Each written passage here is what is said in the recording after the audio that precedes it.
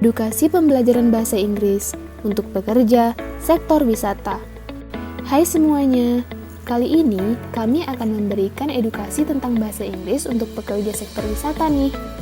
Namun, sebelum kita masuk ke materi utama, kita ingin membahas dulu, kenapa sih kemampuan bahasa Inggris penting dalam dunia pariwisata? Alasan yang pertama, meningkatkan kepuasan wisatawan internasional. Dengan memiliki keterampilan berbahasa Inggris, maka pelaku pariwisata akan mampu meningkatkan kepuasan pelanggannya karena komunikasi dapat berjalan dengan lancar. Alasan yang kedua, memotivasi wisatawan internasional. Dengan mampu berkomunikasi dalam bahasa Inggris, maka dapat menarik wisatawan internasional untuk datang karena komunikasi yang terjadi akan lebih efektif. Alasan yang ketiga, membantu memahami kebutuhan wisatawan internasional. Melanjutkan poin pertama dan kedua, dengan komunikasi yang berjalan lancar dan efektif, maka dengan kemampuan bahasa Inggris, para pekerja wisata dapat lebih memahami kebutuhan wisatawan, khususnya wisatawan asing dengan lebih mudah dan mengurangi adanya miskomunikasi. Alasan yang keempat, membantu untuk lebih memahami budaya asing. Dengan mempelajari bahasa asing, khususnya bahasa Inggris, para pekerja di bidang pariwisata dapat lebih memahami perbedaan budaya dari negara tersebut. Seperti contohnya pada bahasa Jawa, terdapat perbedaan penyebutan kata makan jika berbicara dengan orang yang lebih tua dan sesama usia. Namun pada bahasa Inggris, karena terdapat perbedaan budaya, hal tersebut tidak berlaku.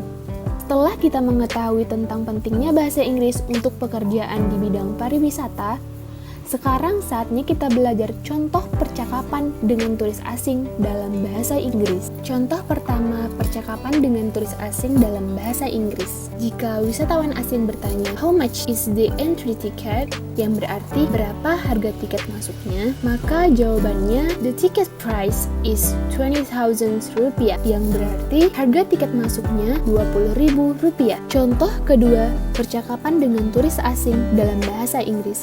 Jika wisatawan asing bertanya, "Where is the closest toilet location?" yang berarti di manakah lokasi toilet terdekat, maka jawabannya, "The location of the nearest toilet is next to the exit," yang berarti lokasi toilet terdekat ada di sebelah kanan pintu keluar. Contoh ketiga, percakapan dengan turis asing dalam bahasa Inggris. Jika wisatawan asing bertanya, "What is the typical food here?" yang berarti apa makanan khas daerah sini, maka kita dapat menjawab dengan makanan khas daerah masing-masing.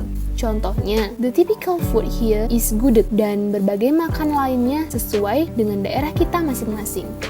Contoh keempat, percakapan dengan turis asing dalam bahasa Inggris. Jika wisatawan asing bertanya, "Where are the best gudeg restaurant nearby?"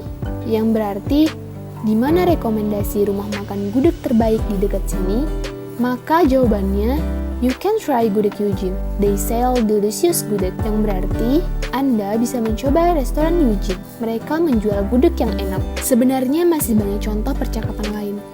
Namun karena keterbatasan, kalian dapat mencarinya pada beberapa platform secara gratis seperti YouTube. Sudah banyak kanal YouTube yang membahas tentang kalimat yang sering digunakan dalam dunia pariwisata.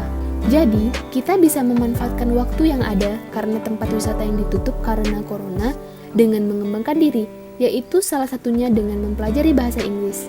Sehingga, ketika nanti corona telah berhenti dan semua aktivitas telah kembali seperti biasa, termasuk pariwisata, kita bisa lebih siap dalam menyambut wisatawan, khususnya wisatawan asing.